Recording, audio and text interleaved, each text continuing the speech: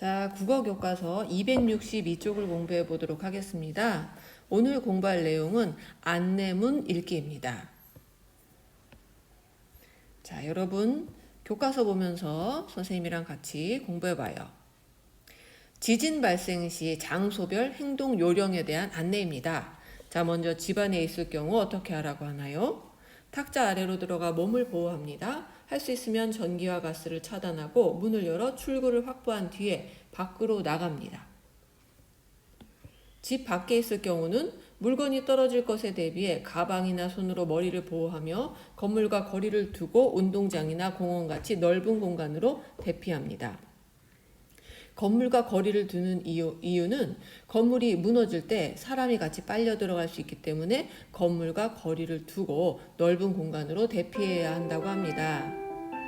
승강기 안에 있을 경우 모든 숫자 단추를 눌러 가장 먼저 열리는 층에서 내린 뒤에 계단을 이용합니다. 승강기를 타면 매우 위험하다고 합니다. 산이나 바다에 있을 경우 산사태가 나거나 절벽이 붕괴될 수 있으니 안전한 곳으로 대피합니다. 해안에서 지진 해일 특보가 발령되면 높은 곳으로 이동합니다. 자, 그럼 우리가 지진 발생 시 장소별 행동 요령을 읽었는데요. 여기에서 뜻을 모르는 낱말이 있었을 거예요. 어떤 낱말 우리가 뜻을 몰랐는지 한번 찾아봐요. 지진 발생 시 장소별 행동 요령. 그 다음 전기와 가스 차단하다. 그 다음에 문을 열어 출구를 확보하다. 넓은 공간으로 대피하다. 그 다음 산사태가 날 수 있다. 그리고 절벽이 붕괴될 수 있다.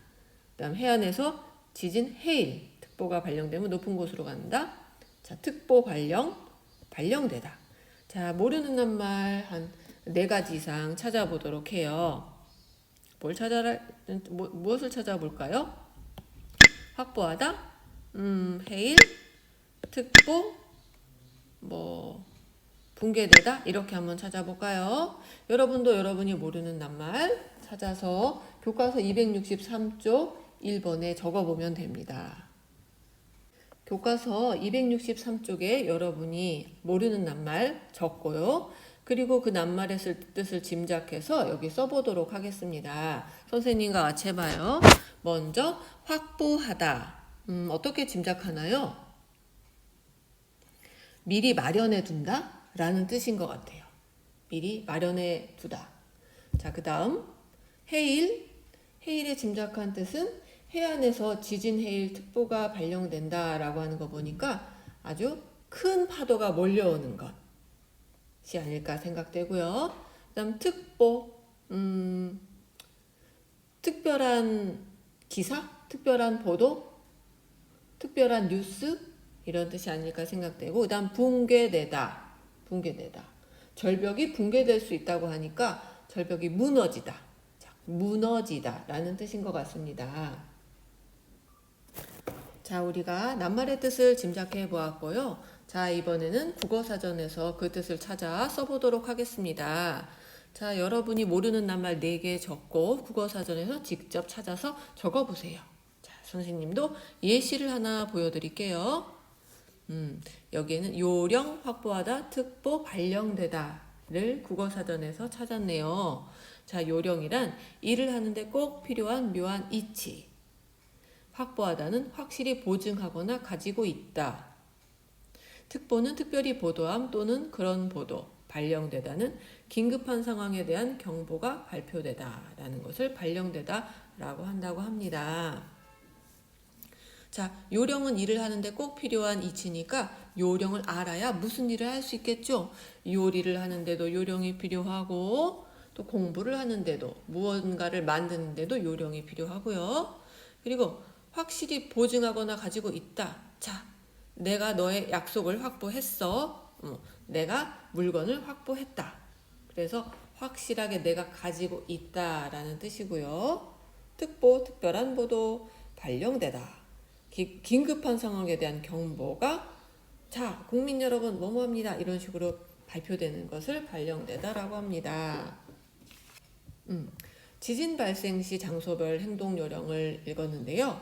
자, 우리가 학교에서 재난 대응 훈련, 재난 대피 훈련 등을 해봤던 경험이 있을 거예요. 자, 이때 특별히 신경 썼던 점을 한번 떠올려 볼까요?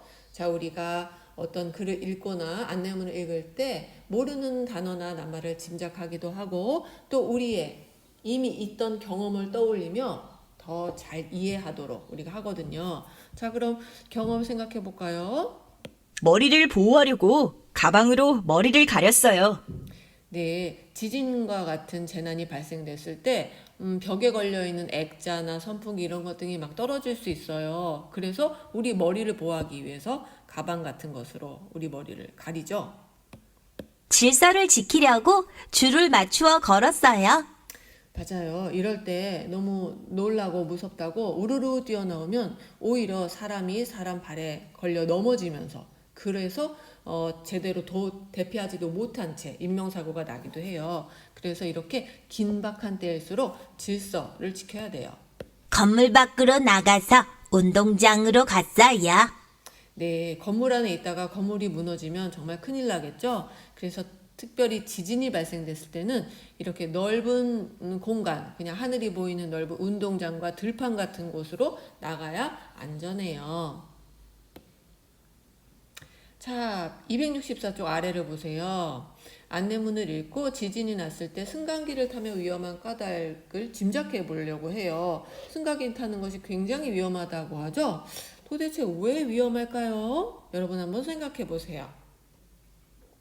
자, 여러분 생각해 보았죠? 예시도 한번 보겠어요. 이러이러한 이유로 위험하다고 합니다. 지진 때문에 화재가 발생할 수가 있어요. 그럴 경우 승강기가 불이 난 곳에 멈춰서 문이 열리면 불이나 연기를 맞닥뜨릴 수 있다고 해요. 그리고 많은 사람이 승강기에 몰리는 경우에 정상적으로 운행하기 어렵고요. 지진 때문에 발생한 정전으로 승강기가 멈춰버리면 사람이 승강기 안에 갇히게 됩니다. 그리고 소화전 호스나 자동 물뿌리개의 불이 승강기의 전기와 만나 고장이 날 수 있고 그렇게 되면 또 승강기에 갇히게 되죠. 자, 이러한 이유로 지진이 났을 때 승강기를 타면 위험하다고 합니다. 자, 그러면 여러분이 짐작한 까닭과 지금 선생님이 보여준 까닭을 머릿속에서 정리해서 교과서 264쪽에 한번 정리해 보도록 하세요. 자, 우리 짐작도 해보았고 실제로 왜 위험한지에 대해서도 읽어보았어요. 자, 그럼 여기에다가 지진이 났을 때 승강기를 타면 위험한 까닭을 적어보도록 하겠습니다. 선생님도 예시를 이렇게 보여드리도록 할게요. 선생님의 예시를 보고 여러분도 여러분 나름대로 적어보도록 합니다. 교과서 265쪽에 정리하기를 해보겠습니다. 이 단원에서 공부한 내용을 되돌아보며 빈칸에 알맞은 말을 보기에서 찾아 써보겠어요. 글을 읽으며 낱말의 뜻을 짐작할 때에는 그 낱말이 사용된 를 떠올려 본다. 자, 무엇을 떠올려 볼까요?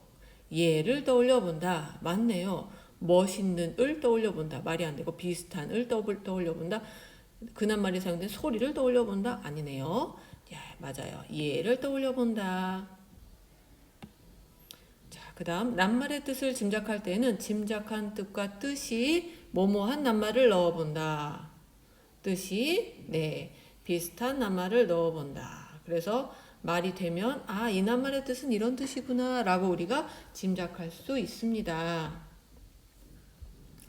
자, 이 단원에서 배운 내용은 무엇이냐면 우리가 모르는 낱말을 짐작하는 것, 모르는 내용을 짐작해 보는 것.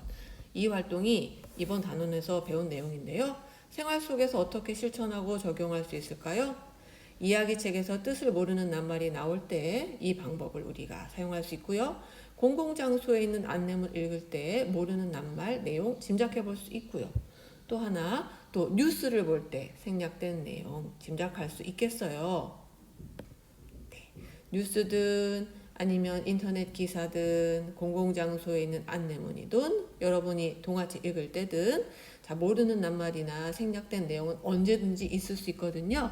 그럴 때 우리는 이렇게 머리를 써가며 그것을 짐작해보는 활동을 하는 것입니다. 자, 오늘 국어 공부 잘하셨습니다.